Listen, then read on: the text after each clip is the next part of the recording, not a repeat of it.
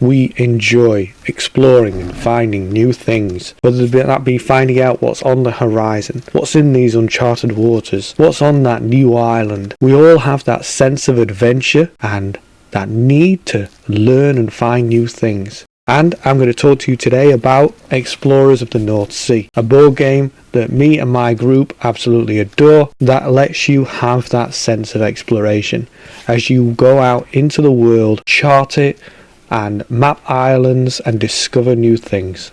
Hello, I'm the Board Game Fanatic, and as per the introduction, we're going to be discussing Explorers of the North Sea, and this is a game I've already spoken about a couple of times in the various lists I've done, but today I'm going to give it the true justice that the game actually deserves. I'm going to do a full review, we're going to go into the game in detail, I'm going to give you an overview of the gameplay, give you a good idea of how it works, and discuss what I like about it, why I think it's great, and why I think you should try it if you already haven't, because I think this game has mass market appeal. Although as I said in other videos, the Viking theme at large is a more mature and adult theme with violence and obviously a lot of bloodshed, things like that. This Viking theme has been toned down a lot and made into a family friendly theme, which makes this game not just accessible to people who are Viking fans, but everyone. It's family friendly. It's ideal group for you and your mates to play. This game is fantastic and one that I recommend to pretty much everyone. If you're joining the hobby, if you're already in it, I think it's a great one to look at.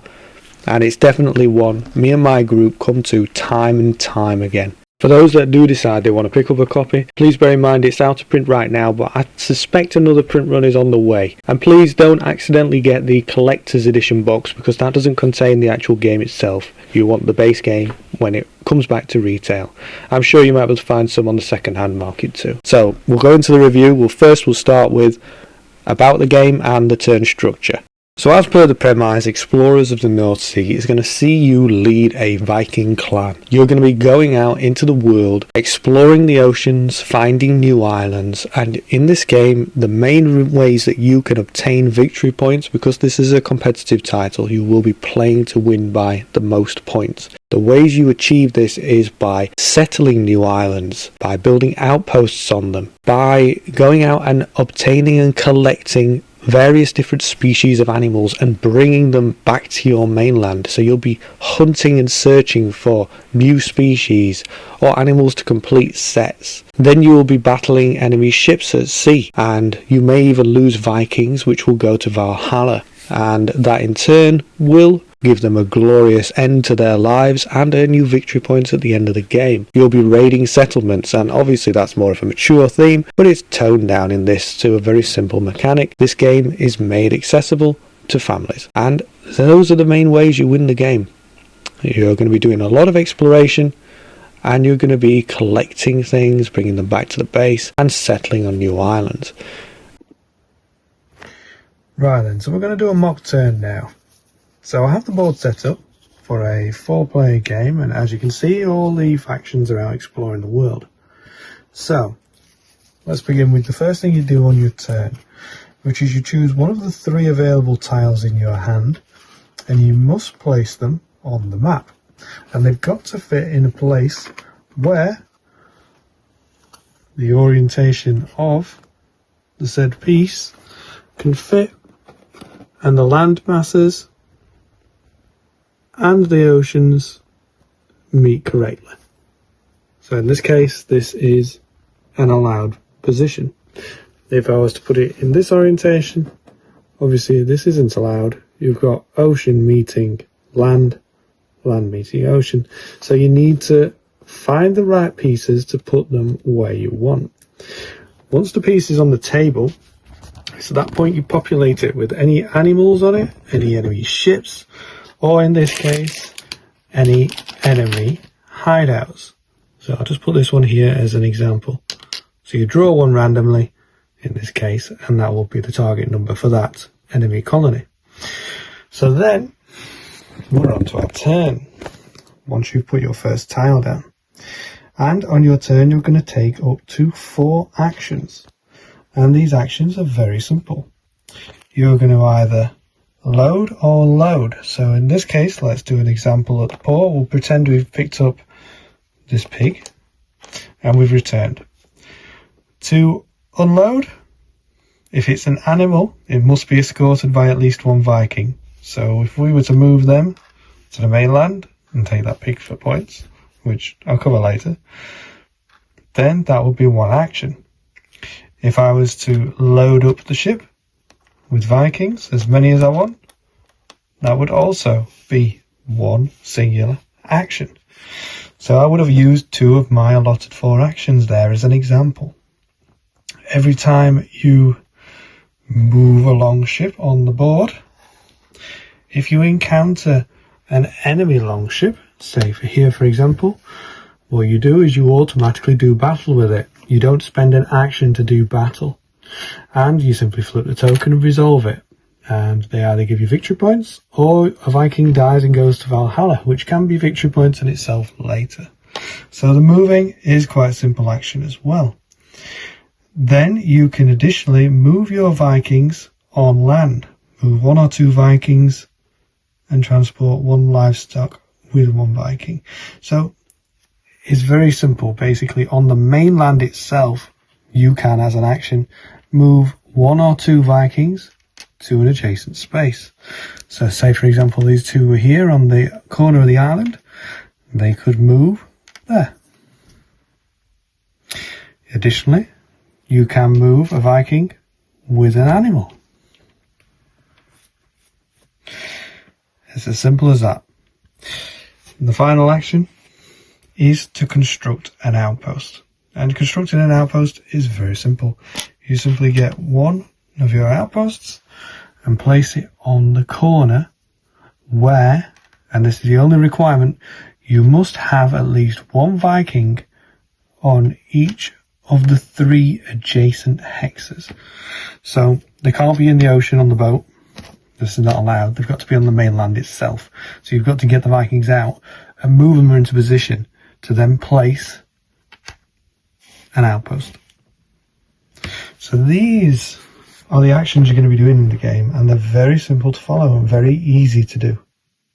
So that's the 4 different actions you can do, either loading or unloading. Moving a ship and doing battle in the same move is an action, or moving your Vikings across land. Constructing an outpost costs 2 actions, it must be noted, because this is a powerful building that can collect you a lot of points at the end of the game, and you're all going to be fighting for similar spots, trying to get your outpost there before somebody else, especially on larger islands, which we'll cover and go into in the points section in a bit. I'll just discuss how you gain victory points.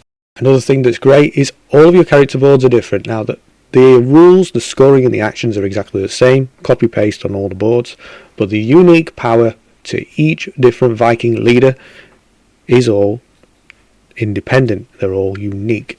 So you all have a very individual way to earn additional victory points, whether they encourage you to go and do battle, whether they encourage you to collect animal sets or pairs of animals. There's multiple different options.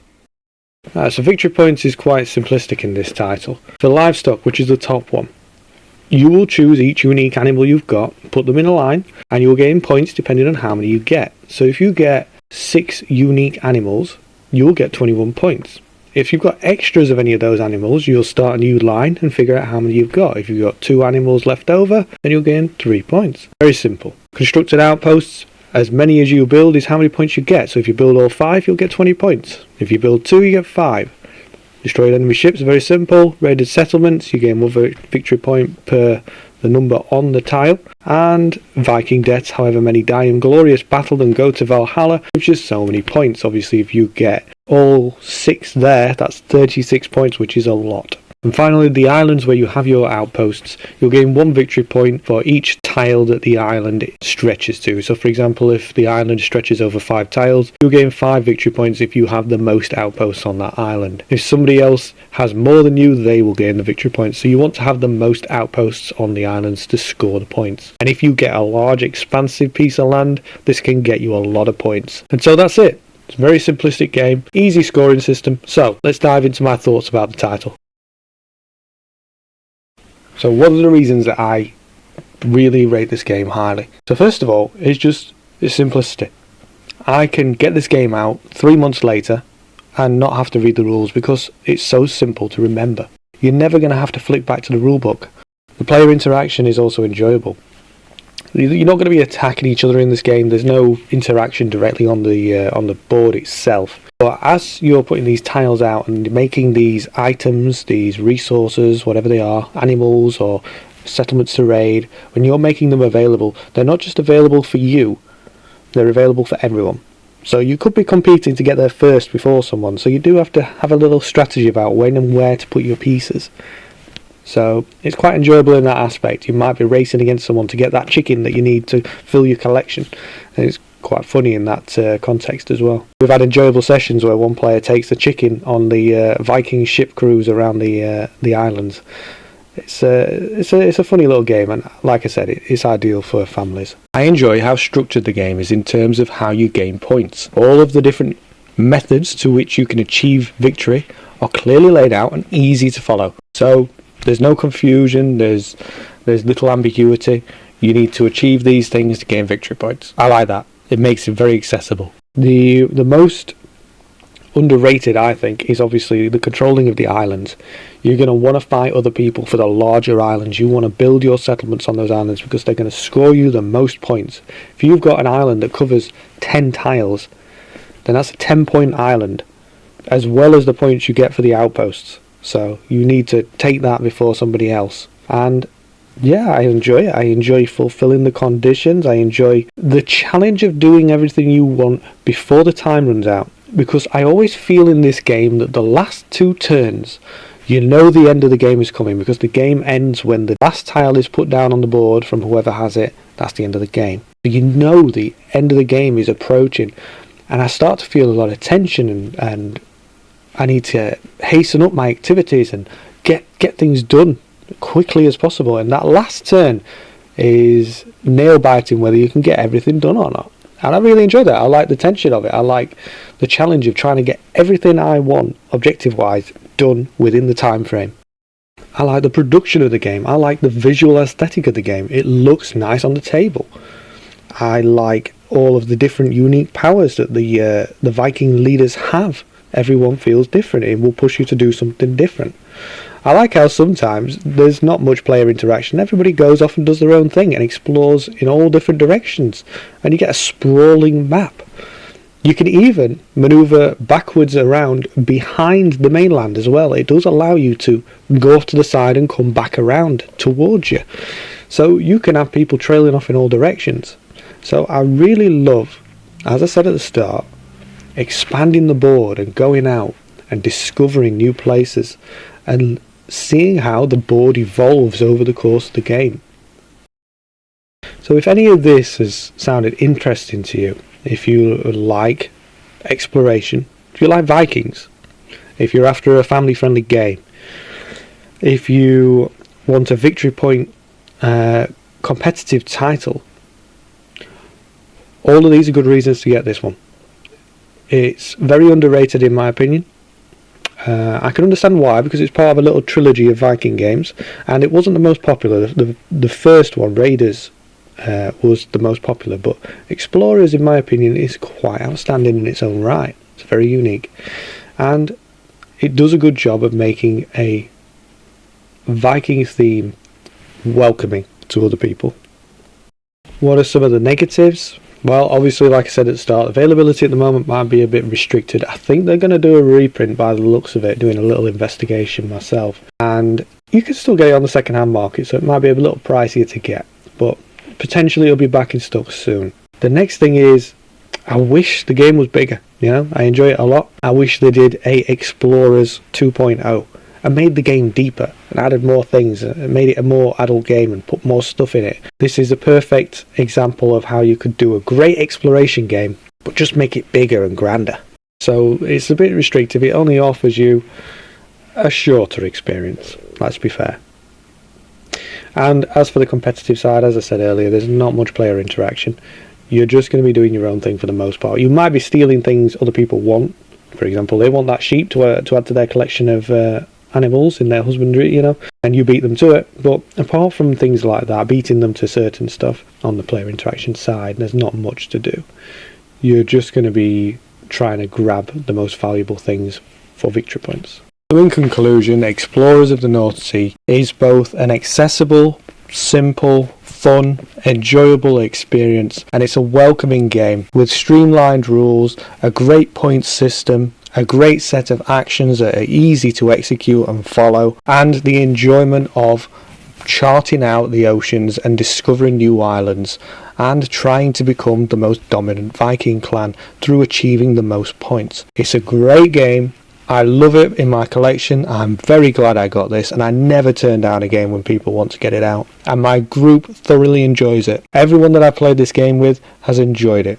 No one's had a bad experience with it. And I really do believe this game deserves more attention for its great design. So if any of this did sound appealing and you're interested in it, I'd recommend you try and track down a copy, maybe even one on the second-hand market to give it a try. This is a game that will be staying in my collection for the long haul. It's not going anywhere. I hope you've enjoyed this video today. I'll be doing more reviews soon, going into various games in my collection. Please drop a like and subscribe and leave a comment. Let me know if you've tried this game. Do you like it? What were your thoughts about it? And yeah, I hope it's been great.